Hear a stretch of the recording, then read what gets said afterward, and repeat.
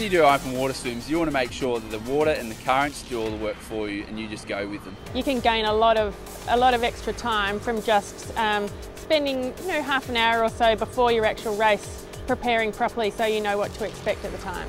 Yes, open water swimming is very dynamic. There's a lot going on. It's very different to pool swimming in that regard. You've got different conditions in terms of the tide, the currents, how the beach drops off. You might have troughs, you might have sandbars. So you really need to take in all those factors before you actually race.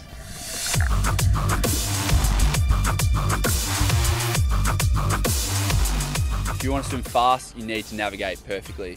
Because you don't want to be swimming an extra 100 metres or extra 50 metres, and obviously make sure before you race, you check the previous waves go, the age group swimmers go before you've gone.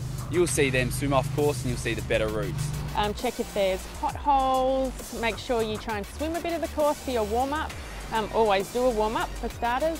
And if you can swim a little bit of the course, check out the conditions, see what the current's doing, waves, if there's any kind of rips. I always, in my warm-ups, swim as far out as I can get, maybe out to the back cans, and stop swimming, particularly if I'm in a wetsuit and I'll float, and I'll just see how far I drift to either side.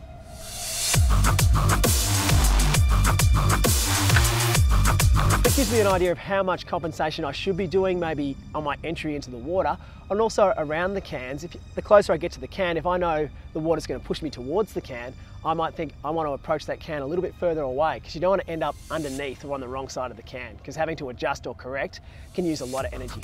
And it could just be if the current's pushing left, start further right. Start at the right end of the starting gate, and if required, maybe even deviate your path into the water slightly so you don't have to adjust as you're swimming. You can let the current take you to that first can, and all you have to do is swim straight out to the sea.